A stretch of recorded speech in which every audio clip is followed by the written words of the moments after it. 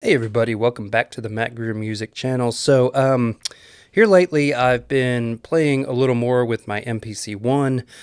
Truth be told, I kind of have been ignoring it for a while, which I feel bad because it's an awesome piece of hardware. It deserves attention.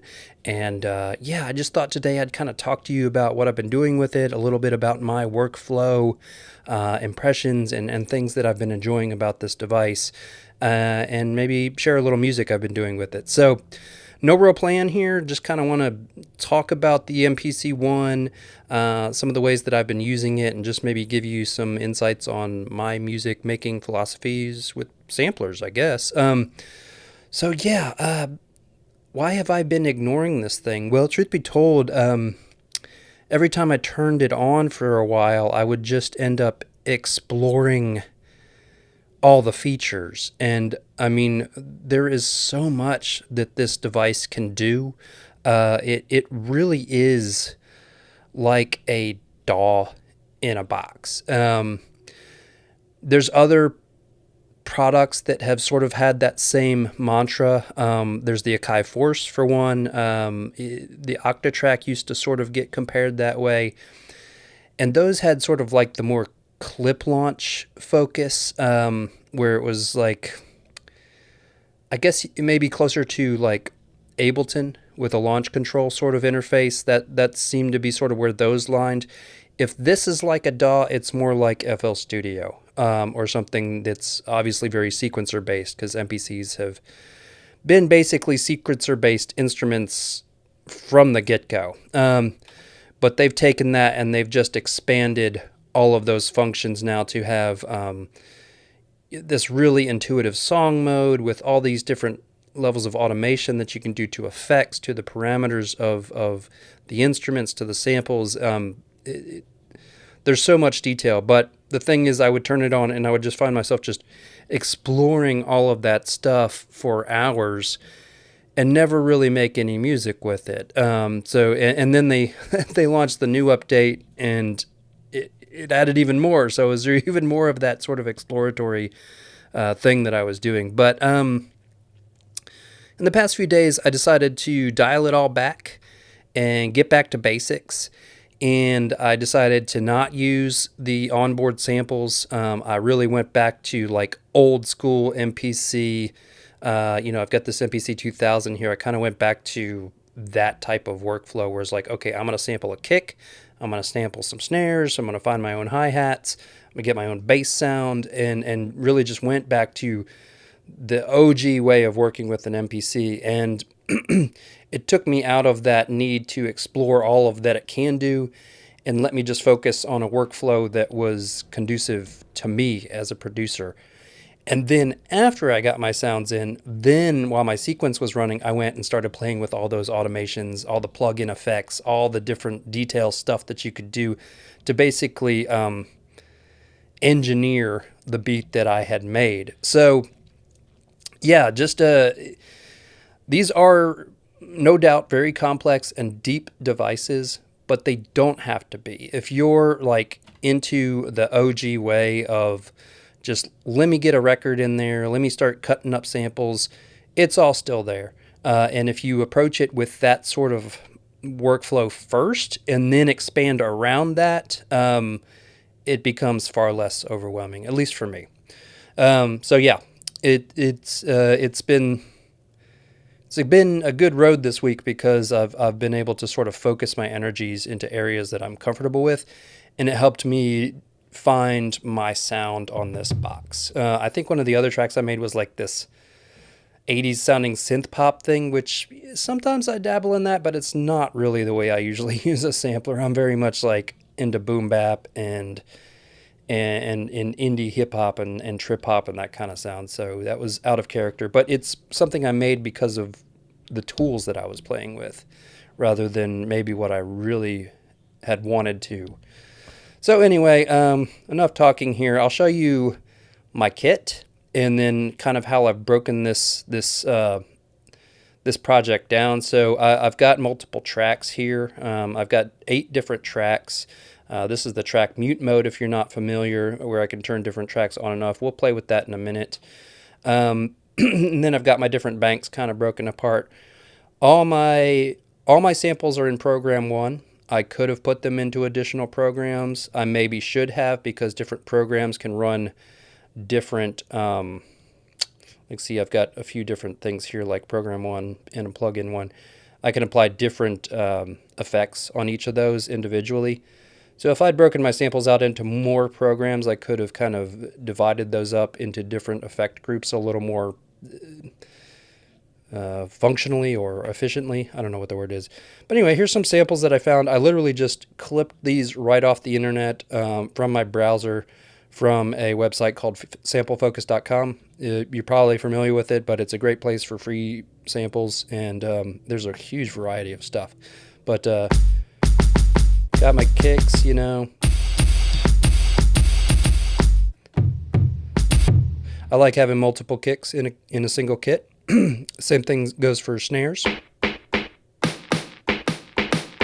That's my main snare that I use in this beat. And that's kind of like a...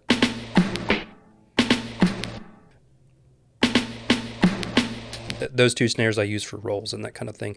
Then I've got closed hi-hat. I've got those set up on the same mute group so they choke each other. That doesn't sound right. They choke each other. Let's see if I... It's got a longer tail, but if I go... It sounds like you just open it and it closes right back when the beat comes back in. Then I've got this kind of textural thing here.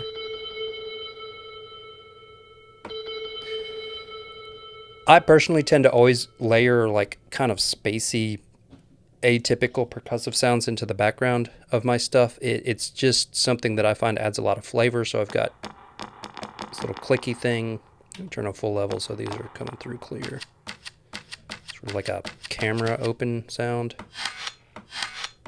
Some other sort of mechanical thing, and then a little click there. So that's all my percussion. You can see I used almost every pad. I think there's 2 that aren't used, but almost all of the 16 pads have a percussive sample that I sourced and put on. Then I've got this thing, which started off as like a angel choir kind of voice sound, but I added, I shortened it and I added a bunch of effects, and I'll show you what it's on there. So I've got chorus, a vocal doubler, reverb, kind of turned it into this this synth sound. All right, let's see, let's go back to main, go to C. There's my bass, kind of a donk, not normally a bass sound that you would think in context of the type of beat I'm making here, but why not? Why not try things? I love mixing synthy heavy music with hip-hop beats. That's just sort of part of my style, I guess. And then I've got some vocal samples here. I've got this main sort of soulful thing. That's also a voice, but I modulated it enough to it's kind of synth-like as well. Kind of like a flute, maybe? And then there's this reverse voice. And that's it, except for one other thing here, and I'll show you what that is. Go to the right track here. I used the electric plugin, which is like their electromechanical piano, like a Rhodes Wurlitzer kind of thing. And you can see I turned on basically everything that it could use.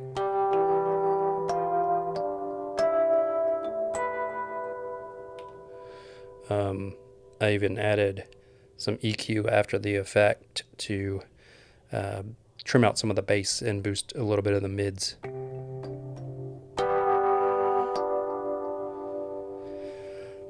So yeah, going through and focusing first on finding my own samples really, I don't want to say opened it up, because this thing is so open to begin with, but it focused my creative energy in a way that I made a beat that feels like me, that feels like the kind of thing that I would normally make. And with that, I like where I landed with this. And I guess the point is, if you're feeling a little overwhelmed by a piece of gear like this, or the Machina Plus, or hardware these days can be so complicated, and I personally sometimes go back to the very simple just to streamline the workflow and get ideas out quickly. But just because a piece of gear can be very complicated doesn't mean that you have to use every feature available or know about everything right off the bat to make good music. So that's my tip of the day. Focus on the simple workflows first. Focus on composing. Focus on feeling what you're doing and what you're getting out of your gear, and then expand on that. Blow it out from there. Start with something really solid like in the center, and then just slowly build around that. You know what I mean? Your core idea should be like the sun, and then the other planets, you can fold those in as you look outward. So that's me being kind of zen on music today, I guess. But yeah, that's all I really thought I'd say, is just share some thoughts in working with the MPC One. And I'll play us out with the jam here at the end. And as always, thanks for watching, guys. Have a good one.